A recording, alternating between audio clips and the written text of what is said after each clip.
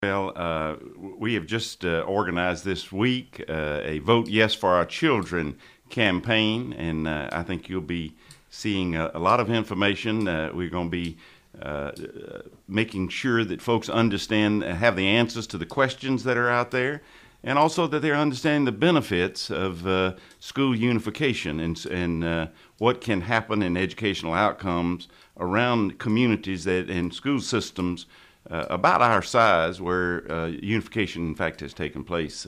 Outcomes improve, and that's what it's all about. It's about the children. It's about voting yes for our children is really what the message needs to be here. Let's talk about some of the information out there, because I know some of the information you're looking at saying that's not quite right. Maybe there are certain issues that you want to focus on as you get closer to the election. Give me some examples of some of the things that you think need to get out there that people need to consider before the vote.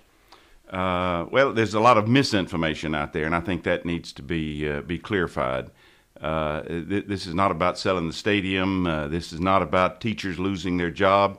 Quite frankly, a unified system, as we've studied other systems, they need all the teachers. They need better teachers. They need to make sure they're focused on teachers and trying to help them be all that they have the capability to be as a teacher. So there's a lot of misinformation out there. Probably the biggest misinformation is we don't have a problem. Everything's fine. Just leave us alone. Education's running fine. We're doing a very good job.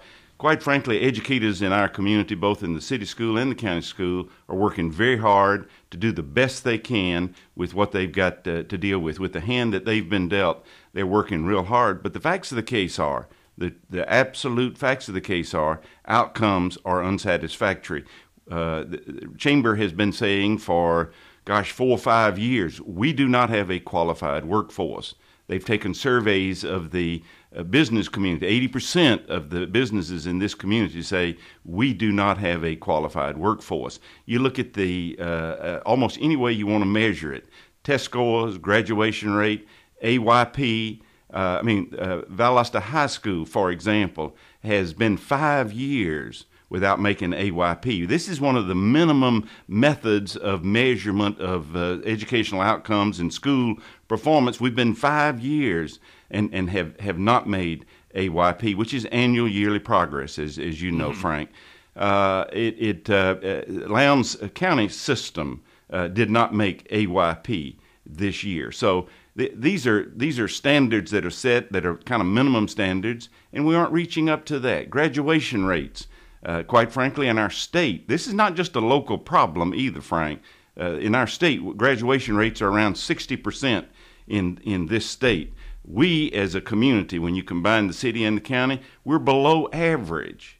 And that's why the business community is saying, gosh, we don't have a qualified workforce, is because the outcomes. This is not some hypothesis. This is fact. When you look at the graduation rates, you look at the test scores, you look at the disadvantaged kids in particular, those that are at risk, graduation rates there are even well below what they are at the state level and what they are system-wide level. There's some good things going on in both of the systems. Valdosta High School's got a wonderful program with with IB, International Baccalaureate degree. They've got a great program with VECA. There's many good things going on. Don't get me wrong. And there are good things going on in the county school system. They're working real hard. But by having a unified school system and getting our community united behind supporting education on a community-wide basis, educational outcomes will improve and should improve. And this has been proven to be the fact in other unification projects around the state of Georgia over the last 20, 30 years. Let me get Gene Godfrey in here, because we got another guest as well. Gene, what's your take on all this when you see that this is coming up? It's in November. It's and I want to say, I don't think it's an overstatement to say this is a very contentious issue for a lot of folks down here. Yeah, one of the things that we would need to give some attention to is the significant disparity that exists between minorities and those who are impoverished. They seem to lag behind in this in terms of their academic achievement. And one of the ways that I think probably through a unified system that some of these issues will be addressed. And the thing that happened once these kids fall behind, those who are minorities and those who are impoverished, fall behind. Many times they become discouraged and disappointed, and many of them end up not completing high school. And the other problem that presents for the community is that many of them don't go any place. They stay here with us and in the community, and sometimes that creates a problem. The problem that it creates sometimes because the point of entry for jobs around Valdosta, several jobs around Valdosta, is at least having a high school diploma. And when they don't have that, they're not able to meet those requirements. And sadly to say, many of them will fall prey to criminal activity and other activities that are not beneficial to the community. Now, Rusty, when we're looking at all these things that are the possible outcomes of this, and whether the vote goes through or whether it's approved or not, and let me put this out there because the group against your group, the anti-CUEE group, let's call them that. That's the best way. They've said, you guys don't have a plan. When November comes up, let's say this goes through the next day, they're saying it's so vague. Do you know what you're doing? What is the plan if this passes in November? I mean, can you just give us the highlights of that? Well, it's stated real clearly in the statutes and in the state laws under Section 20-2037-1. Clearly states that Valdosta Board of Education maintains control over the operation of the city school system until the Lowndes County Board of Education makes arrangements to operate a unified system. So there's got to be a plan developed. Everybody's been critical of CUEE. Why don't y'all develop a plan for a unification of the schools? Well, I don't think the County Board of Education wants CUEE telling them what to do. We're going to be holding forums. We're going to be holding community-wide meetings. We're going to be getting input from the community about what they would like to see in a unified system. We would bring in some experts, some folks that have been there and done that, as to how other communities have done it, how it's worked, how the transition took place. But the facts of the case are both the city school and the county school need to be having dialogue and should be having dialogue instead of sitting around and not having discussions. One of the real challenges that's existed, and one of the real reasons we have a challenge with education in our community, both of those schools do not communicate with one another. Mm-hmm. For whatever the reason, they don't communicate. They aren't talking. And if they would get together and develop a plan themselves, we'd be there to support them. But the one thing, let me hop in here. The one thing is that, last week, Valdosta City Schools, we don't like the idea. Lowndes County High School, they don't like the idea. And the Valdosta Daily Times, who's been saying editorial objectives for a year, how do you take that when they say, maybe this is not the way to pursue this? Are they just not reading what you're seeing in front of you? Well, I mean, one of the things that we've got to do, and we've said this all along, Frank, is that we need to get the petition signed. We need to get on the ballot.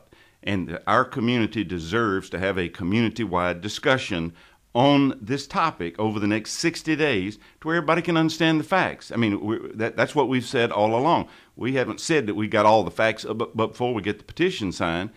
We do have a lot of information. We do have a lot of data that's very compelling data that says a unified system will, in fact, improve outcomes. And we want to make sure that our community, during this 60-day period, is well informed on what the facts are, not what the myths are. I mean, there's a lot of fear mongering going on out there. People say the teachers are going to lose their job, they're going to fire the teachers. That's not going to happen. As we've studied school systems that have unified over the last 25 years, that has never happened. We need all the teachers. We still got the same number of kids when you have a unified system, so you need the teachers, you need the educators to do it. One of the benefits of unification around the teachers, quite frankly, the teachers is the key to improvement of educational outcomes. So the focus is on the teachers and what can we do as a community, as a whole community, not a divided community like we are today, but how can we come together in making sure that we're providing the resources for the school system to make sure they're providing the proper development, they're providing the proper support to give the teachers the tools to change and turn around the outcomes that we currently are experiencing in this community. So it's about focusing on the kids, focusing on the children, focusing on the teachers, and making sure that this community, developing partnerships in this community. A lot of we've had a series of educational planning meetings over the last 2 or 3 months We've had people throughout our community, both city people and county people, come and participate in those sessions. I'm proud to say that the city school system, Dr. Kaysen and some of his senior staff and some of the administrators have come and participated in those educational planning sessions. We've invited both school boards to come. Some of the school board members from the city have in fact come to those meetings. No one from the county. They keep sitting on the sideline saying, we're against it. We don't want to be a part of the planning. We don't, it's y'all's matter. They say, no. It's y'all's issue. It's the city's issue. We're not going to get involved. And then all of a sudden here, like you said last week, they come out and say, oh, now we've decided we're against this.